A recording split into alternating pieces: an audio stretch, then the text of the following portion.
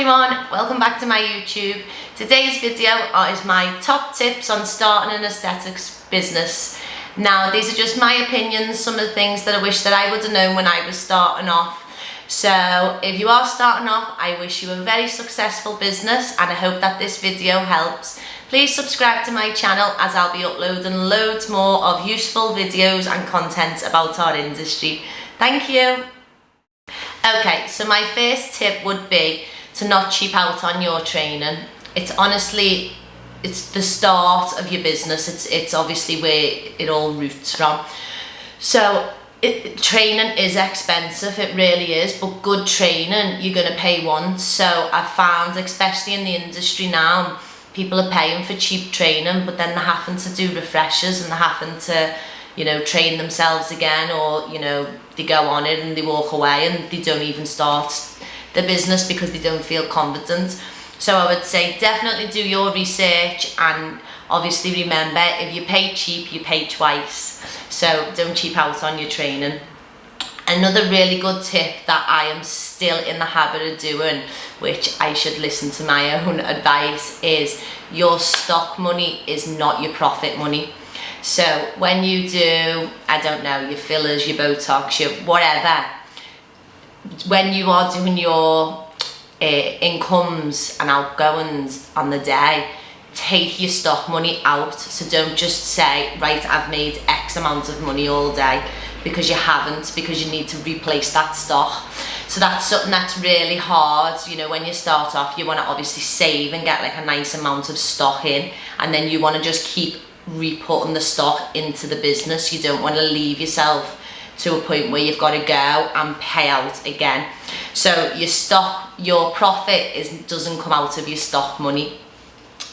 Location of the clinic is so important. I found this out. So I'd started, for anybody who knows me, who don't know me, I had my own hair and beauty salon. So I started in a little room in Pin-Up Salon in Liverpool, and it was great, but it lasted no longer than, I think, about 6 weeks or something doing it. It was I had to move over, and I separated my aesthetics from the beauty, and I come over to West Derby Village where I am now. You know, you need a nice sterile environment. You need it to be nice and quiet. You want the patients to be relaxed when they come in. So in my opinion, you want your beauty salon and your hair salon, especially on the weekends, you know, you want them music loud, you want them like dead, you know, fun. People are going out, they're getting the makeup done, they're getting the hair done. In my opinion, that was not the setting that I wanted for my aesthetics company. I wanted it to be nice and relaxed and tranquil and chilling and stuff. So, you know, it is easy to just find a salon or a barber's or a sunbeds or something and go, right, I'll just go in there for there to start off. But, you know, do your market research, think about who else is around you, what else are they doing, and also what type of clientele you want. Because if you are looking for the young girls who want the lips doing and the jaws and that, then maybe that setting's good for you. Me personally, that wasn't my clientele I was looking for. So I come over to a much more quieter postcode and much more, in my opinion, professional setting, because that's the way I wanted Elegance Aesthetics to be. So location is really important. So using influencers on social media. Now, I've had bad experiences, so I am a bit biased to it. I know that obviously it's probably worked for some people, and I'm not like, you know, saying don't use them or whatever, but in my opinion, 2 experiences I've actually paid for influencers. One was £250 straight into their account, bank transferred, and they never ever posted for me. So at the beginning of running my business, £250 was probably what I was, you know, that was a good week. So it was, you know, financially it was devastating, but also it really knocked me confidence. One influencer come over and actually got free treatment from me. I didn't inject because I didn't feel comfortable with injecting for advertisement, but we done a mesotherapy, and they just never ever posted on the story, never. They left the door, and they left out of the door, sorry, and they just never ever posted. So that is something that, you know, I would be aware of, because when you're starting off, you just want that big Instagram following, and you just want, but you know, you've got to really look at what the influencers. There was another girl who I know, and she paid for an influencer, and then after her advertisement, the next one, they were advertising weight loss coffees and, you know, stuff like that. That just contradicted what she was advertising for this girl. So, you know, you've got to, I know that it's so simple, and you think, oh, they're going to do one post and you're going to blow up on the internet. But in my experience, I was actually left out of pocket and very disheartened because I'd paid £250 and I got nothing from it. So just be careful with that. You know, it works for some people. Some people will be like, oh no, I paid such and such, and maybe it was just the influencers that I chose. One was actually off Love Island, so she didn't need my £250. But anyway, so another one is, don't overload on your courses when you first start. Now, obviously you're going to go into foundation filler, foundation Botox, advanced filler, advanced Botox, and I do know that different training academies do different, so you'll learn each treatment, so you'll have to pay for each course, or you'll learn it in like a big bracket. But what I done when I first started off is, every time somebody would say to me, oh well Ash, do you do this? Book on that course, book on that course. And what ended up happening is, I actually made the mistake twice. I made it when I was first starting off, and I made it when I opened the Medi Spa in November, so I've only recently made this mistake. And what happened is, on one occasion, I didn't just concentrate on one machine. I went and bought a PRP machine, I bought a cellulite remover machine, I bought an oxygen facial machine, and I never give them time. I got the WOW system, so I never give them time to market them and let them be their own treatment on their own. It was kind of like an overload of, this is all the new stuff that I've got, and it was like kids in a candy shop. People didn't know, and they, you know, they liked the sound of that one, but then they went with that one. And so I think that when you are starting a new treatment, when you are going to train in a new treatment, you know, just make sure that you're confident and you're making money from the other treatments first, and if not, possibly put that money into the marketing of the other treatments. When I first started off, my dad said that the only course that I hadn't been on was a golf course, which was true, and it still is true. And this is why I love the industry. This is the one thing that I do absolutely love about my industry, is there's so much room for knowledge. I learn something new every single day. Every day I learn something.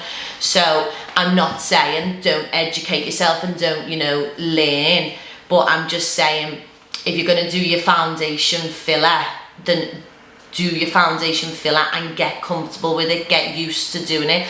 You know, if you're going to go onto your Botox, then don't go onto Botox and think that you're going to do armpits, even though you shouldn't be doing, maybe not CQC registered, but anyway, armpits and jaws and, you know, bunny lines and things. Just concentrate on getting your unit, learning the different dosages, learning the different Botox brands.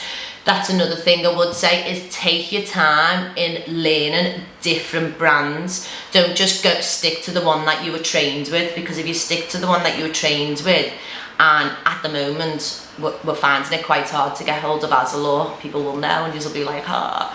So if you were only trained in Azelor, what are you going to do? So, you know, take your time and learn the different units. Also goes with filler. Different fillers are for different things. I've found that recently I love the Restylane line, and I've started using that more now than I used to. And they've got Define, Refine, Kiss, they've got all different ones. So, you know, take your time and work out and find out what is good for what's good for the cheeks, what's good for the lips. Don't just stick to one brand and just go, that is for, I'll use this for every one of my patients, because you're gonna get better results with different fillers with different patients. If you don't feel confident doing a treatment, then just don't do it. Now, Obviously, you've got to build up experience. I know that. The only example I can give is tear trough. I still don't do it. I honestly don't think I will ever do it. I've possibly done courses on it 3 times, and I just don't feel comfortable doing it. It's just not sort of my clientele. I don't feel like I would do a lot of tear trough anyway, but I just don't do it. And you know, I'm not scared to refer. You know, find somebody who's fabulous at it and just refer it to somebody that you know is going to give them a good result. You know, I know obviously you want their clientele and you want, you know, them to be on your books type of thing, but if you know somebody could really do a better job and you're not confident in it, that's the beauty of starting off. It's the beauty of being new. Say to them, I'm going to refer this patient, but do you mind if I come and watch? You know, like, go and watch them and learn from them. So incoming and outgoing is really important. This is something in the first year that I just didn't do. Me mum and dad would be like, so how much did you make and what have you spent and what's your net profit, and I just didn't have a clue what they were on about. I didn't know what they were saying.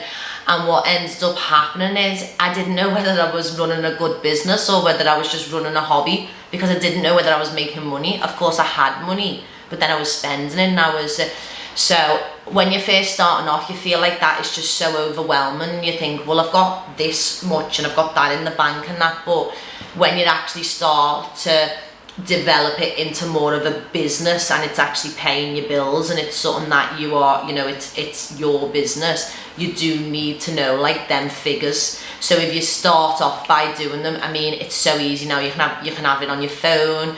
You can I have it on my computer in the work. I'm just every day incoming, outgoing. It's just on there. Everything I spend, everything I make. So just get into the habit of doing it, because you are going to end up needing it anyway. So comparing yourself to other practitioners, now this is something that we all do. And I don't necessarily think it's unhealthy as long as you're not comparing and being bitter. So there's amazing practitioners out there, of course there is, and you know, I love to see what they're doing and you know what they've come up with, but I'm never bitter about it. I'm never like, oh my god, I am like, that is a boss idea, why didn't I think of that? That is boss. But I'm made up for them that they've thought of it. And you know, it does just keep you up to date with what people are doing, new treatments and stuff, but don't get fogged down into like, oh well, they're doing that and they're doing that, so I need to do that. If you know the 5 girls in your area are all doing B12 injections, then do IV drips. You know, like don't just be like, oh well, they're doing it, so let me try and do it. You know, try something different, because that's what's going to get your clientele in. But yeah, like I love looking at other practitioners. I love to see them all thriving. I love to see what they're up to. I love it when they come up with something like when I come up with my skincare brands.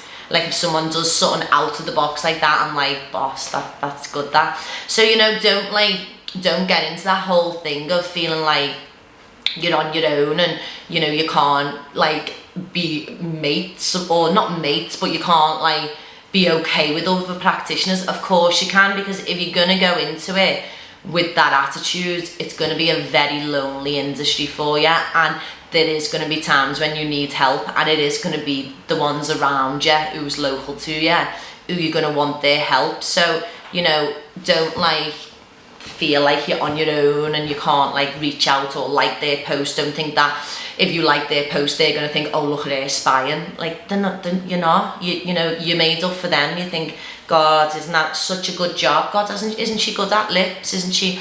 And you know, it could get to a point where you could go, she's dead good at tear trough, I'm going to send my tear troughs to her, and she'll say, you know what, she does PRP, I'm going to send PRP to her. You know, that's what the industry should be. I know that it's not always like that, but that's what it should be, because that way our patients are getting the best care. They're not just, you're not just trying to keep them to you knowing that, you know, possibly they could have got a better result. So say for instance, if you go, you don't do Botox and you say, oh let's do mesotherapy, but you know really what they need is Botox, then send them their way, give them the clientele, they will return the favour.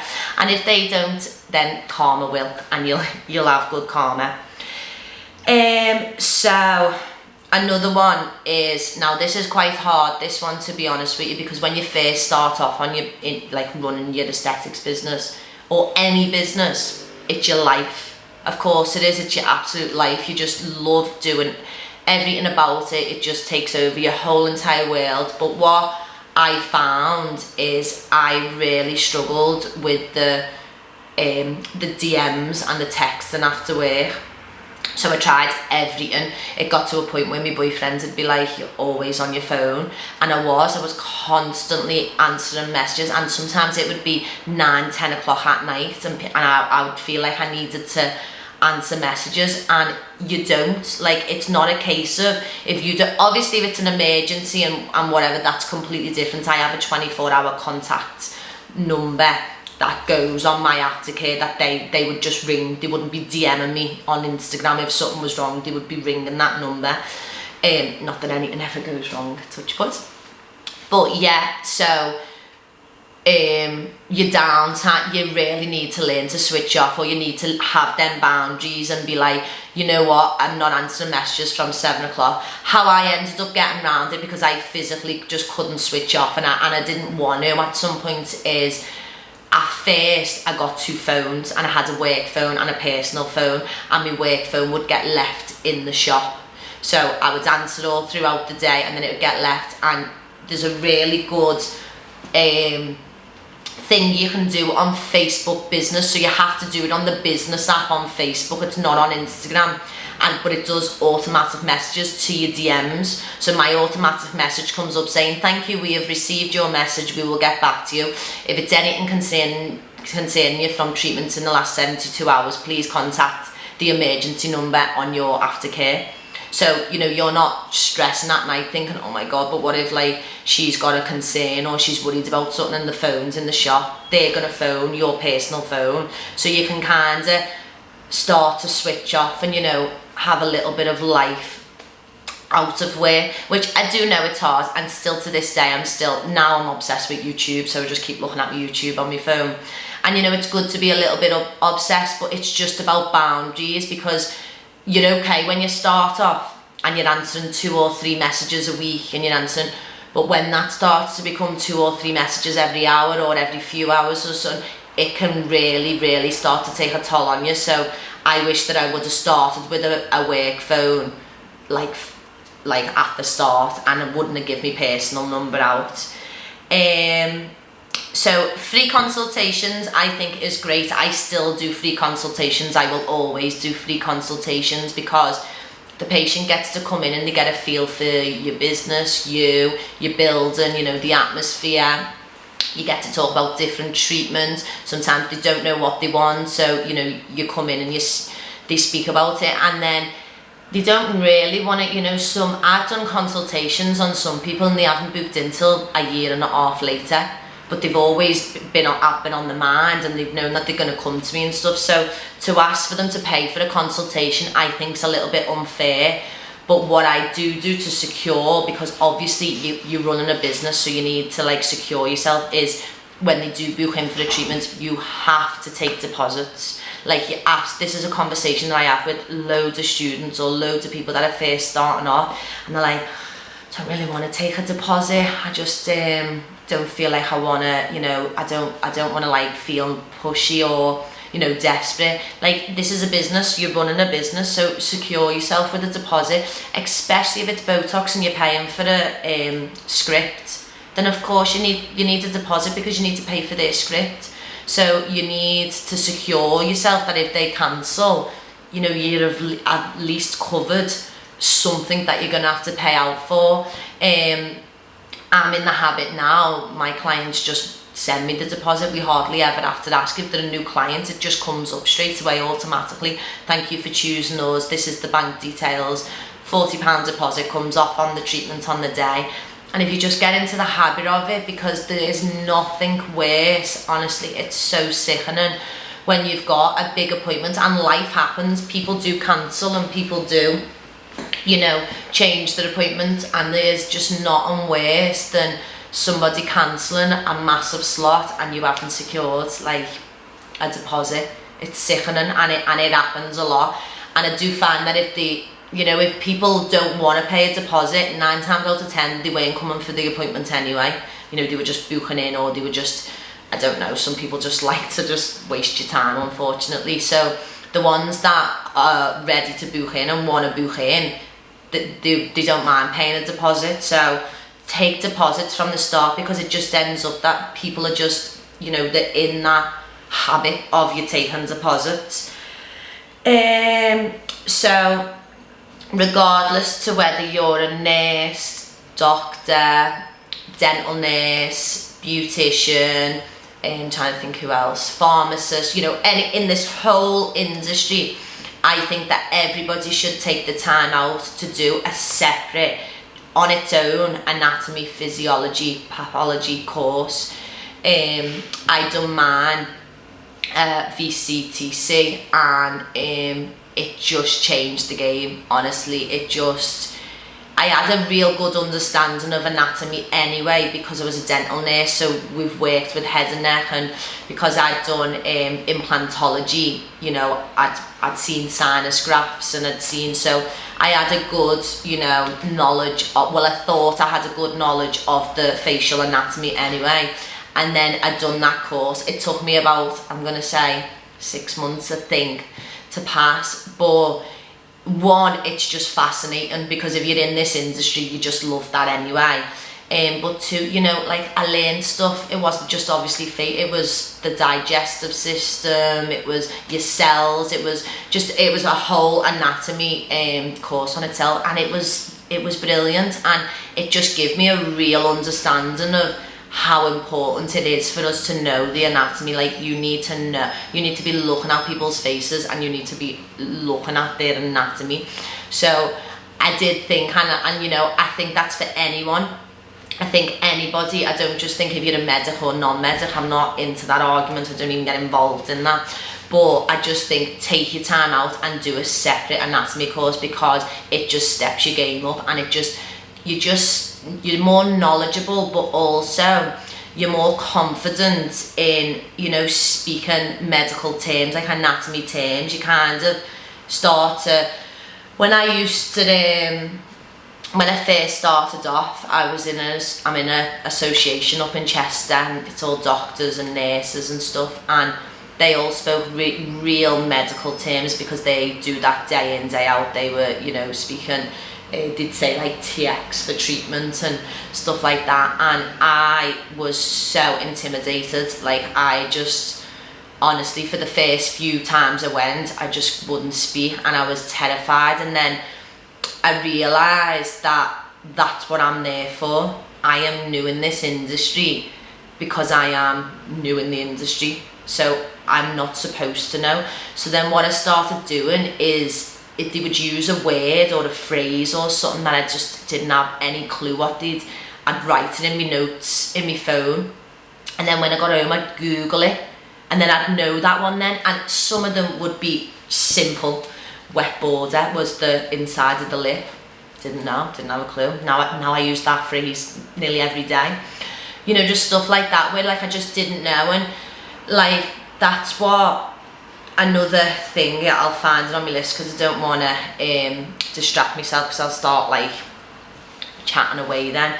But don't be intimidated by people who've been in the industry for years, or, you know, be inspired by them. Like, listen to them, like, take every bit of their knowledge and use it like a sponge. Like, I love to be the thickest person in a room. Like, I love that. I don't want to be the cleverest person. If I'm the cleverest person in that room, I want to leave that room. Like, I want to sit with like doctors and the pharmacists and nurses and plastic surgeons, and I just want to absorb everything I can from them. I don't want to, now I'm quite knowledgeable, and, you know, I don't train foundation or anything, but I do have like students coming in, and, you know, like, I do find, and I go, oh, get on you, did you know that? Like, I knew that. You know what I mean? Even still now, like, so, but like, don't be intimidated by that. Like, have that as like a borderline of where you want to, like, how you want to be and where you want to be at. Whether you're a medic or a non-medic, we're still, you know, we can still all use anatomy phrases, and we should all know our anatomy. So take them people and absolutely learn off them. Do not be intimidated by them. Don't be afraid to ask. Like, honestly, I bet you I was probably annoying, but like, even still now, like, one of the doctors, he let me go and just sit and watch him all day. I could just go and I just went to his clinic up in Natwich, and I just sat there and just all day, and I just was fascinated. And you know, there was so much stuff that I took from that day, and things that I went to a clinic in Wilmslow once, and that's where I got my robe ideas from. I didn't have that, and they had these gorgeous like robes and slippers hanging on the door, and I was like, I want that. They had a telly on the wall with a fountain. I want that. So, like, you know, don't be intimidated and think like they're better than you. Of course they're better than you. Of course they are. They've been in the industry longer. They've got more experience. But you can get just as good as them. All you need is just a lot of time, a lot of experience, and the confidence to ask. Like, if you don't know something, just ask it. Don't like be petrified and think, oh, they're going to think I'm stupid, or they're going to think that I shouldn't be doing this because I shouldn't know. Once you ask and you know, you're past that, and then you know. So then you're not stupid in that, because then you know it. So just don't be intimidated by people who have been in the industry longer. You know, be inspired by them. Right, okay, so this is a bit risky, but I'm going to go there anyway. Do not buy fake products off Instagram. Do not buy products off Instagram. I'm sorry. Like, I'm sorry I've put it out there, but if you don't know whether they're fake or not, I'm more talking about Botox here than I am about anything else. But if you're buying them off Instagram, off a Botox dealer, then it's not prescribed and it's not from a chemist. Now, I don't want to go into a big debate about it, and I'm just going to leave it there. But if you want any tips from me, do not buy Botox off Instagram. Have a look on Google. It's as simple as a Google search, and find out the 3 brands that are licensed in the UK. And if you are not using one under the 3 names, then it is illegal in the UK to be injecting it. So that, I'm going to leave it there because I don't want a big massive mind you, it might do my YouTube video good, but no, honestly, on a serious note, if you haven't got your Botox on a script and you're not going to a chemist and you're not buying it from a chemist, then you need to reevaluate and you need to rethink what you're doing, that is not what the law says that you should do. And we will leave it there. So once you get busy, which it happens, like, honestly, I used to think I was busy, and then I weren't busy, and then I was extremely busy, and now I've got a little 3 hours to mess around on YouTube because I've employed, and it's something that I was like, I can't be a boss. I'm good at being my own boss. I don't want to be a boss. But you don't have to be a boss. I'm not a boss to the girls whatsoever. We're a team. You know, one of them's older than me, but we are a team, and I would be lost without them now. And you know, it actually is not as much in wages and as much as a cut out of your profit or your business income that you would actually think. There's ways of getting around it. You know, the government apprenticeship grants and scheme is amazing. You know, Ella, who works for me now, she's on an apprenticeship, so she's not on an apprenticeship wage because I've got to hear every hour that I'm here. So normally an apprentice only does 16 hours a week or whatever. I think Ella does 37, but that's because I want to hear.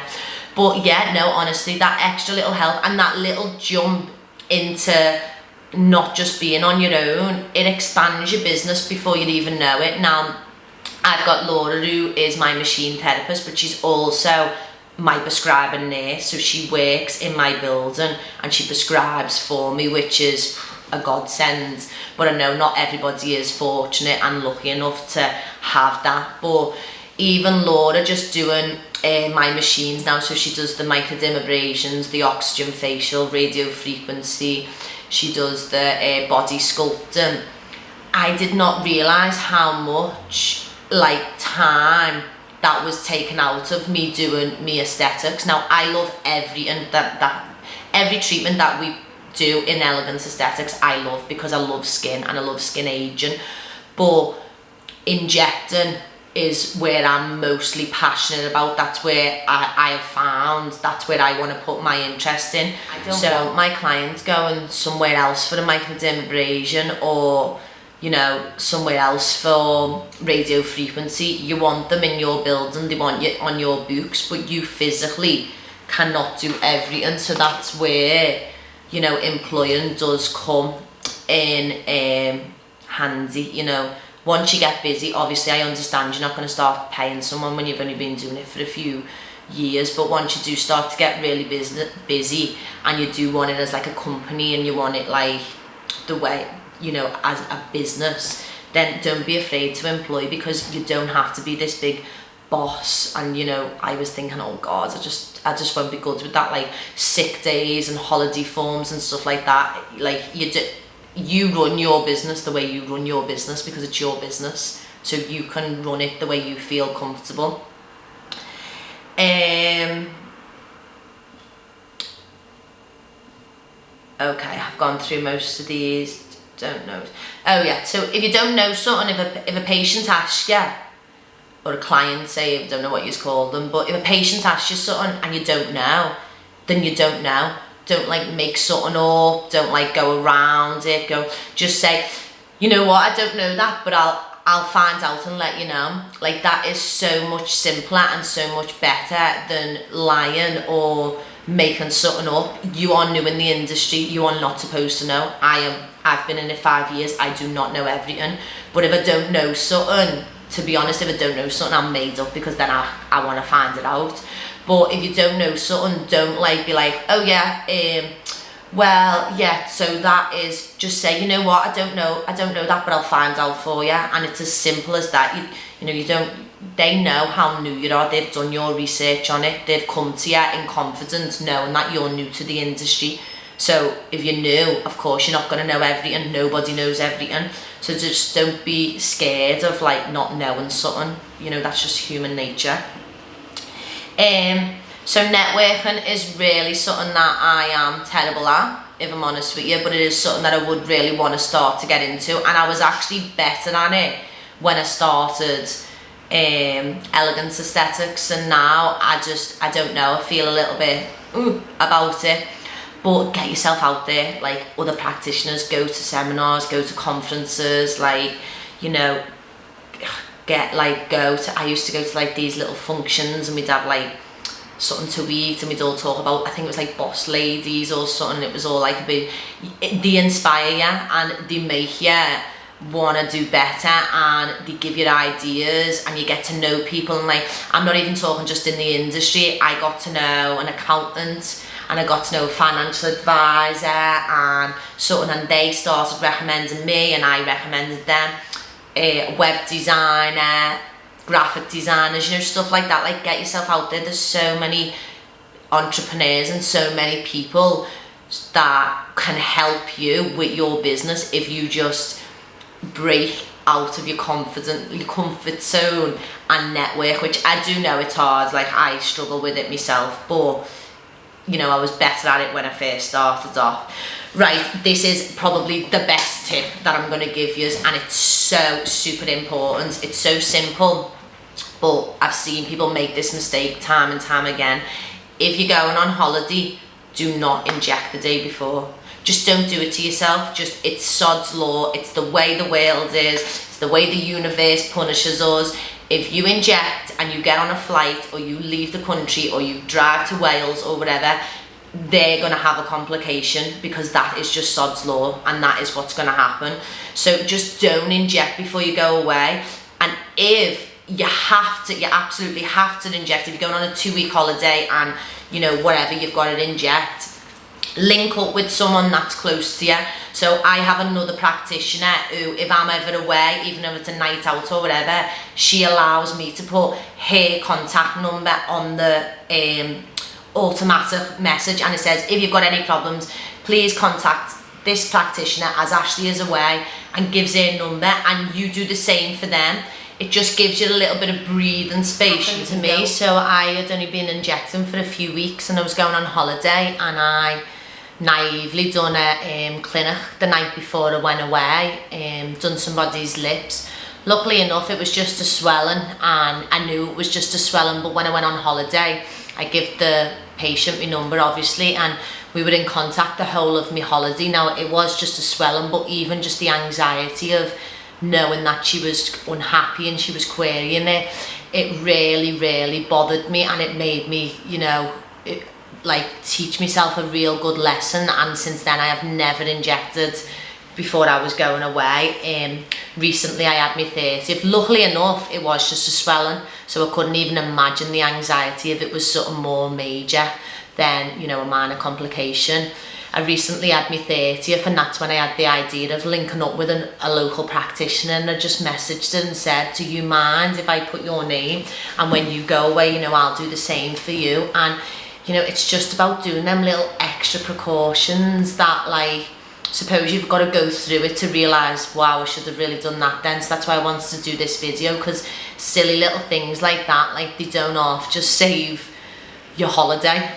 Like, you know, you'll have a better holiday if you know that you've already put in plan just in case. So always plan for the worst, hope for the best. So, okay, so this is my personal opinion. This is something that I've never really been into. I think it's quite tacky. I just think it's a really miserable way, but I hate the whole scaremongering, marketing, not my work, posting a picture of somebody else's work, or come to me because I'm a nurse and don't go to them and all that. I just feel like if that's the way you're going to focus your marketing, you're going to end up with, you know, I can't think what the saying is, but you're going to end up with pie in your face. I think that's what it is.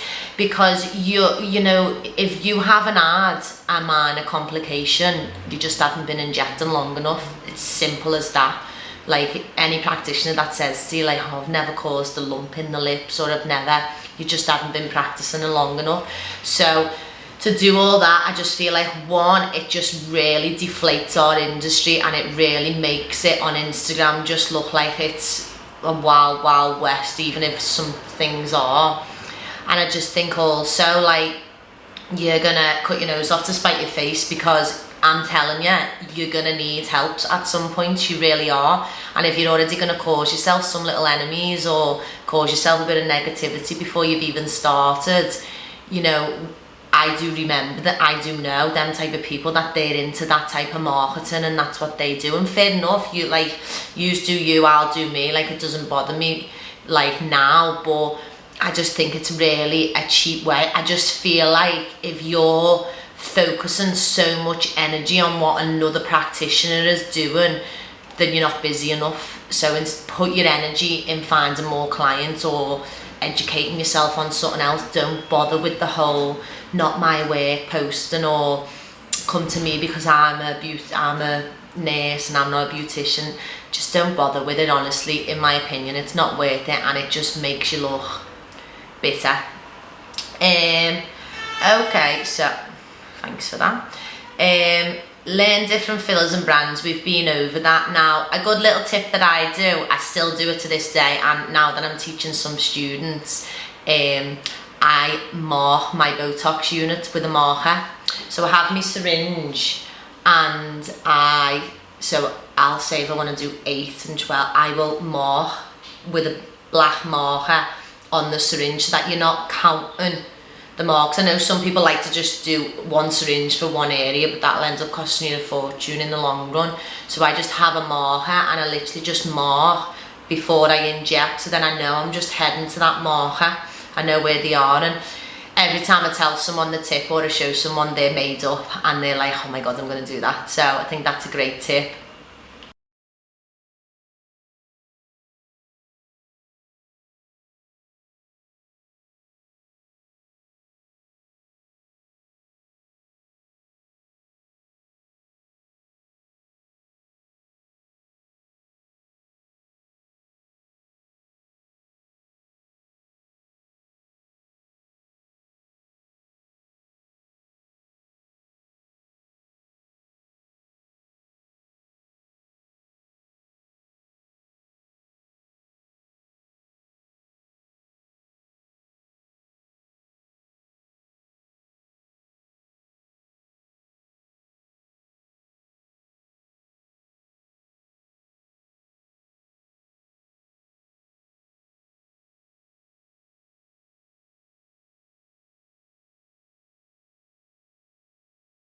so I charge for 2 areas instead of 3 areas. You know, it's just stuff like that. And then you just, obviously you want to give them, because what's the point in having someone like us in the family if they're not going to get a little discount? And they are your best advertisers and your best sellers. You know, they will sell you to a whole room full when they're out in the toilets and stuff. So, you know, but you want to be careful with it, because once you're stuck to a mate's rate, it's hard to put it back up. So don't start off too cheap. I mean, I've seen some people and they're literally not making money. It's actually costing them to do the mates and the family, which is obviously, we're running a business, so don't get too caught up in that. Another thing that really started helping me make money is getting a card machine. So at first I was like bank transfer and cash, and I didn't get a card machine, but I didn't realise to the extent of how many people want to put it on a credit card. So it just opens it up to more treatments. So they'll get like, okay, well, let me put a Botox and a Profilo and whatever, and they'll put it on a credit card and they'll pay it off it, you know what I mean? So that is something that I didn't do for a long time. And then when I got one, I was like, why have I not had this? Why have I missed out on that? And then my last one is, no, sorry, 2 more.